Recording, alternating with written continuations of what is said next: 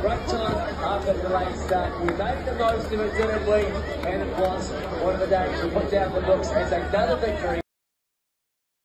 Around very soon, we will have chats with the captains and our player of the match. Yes, indeed, and Ben Steers has taken a 5-wicket haul as well. So congratulations to him. He leads the team on.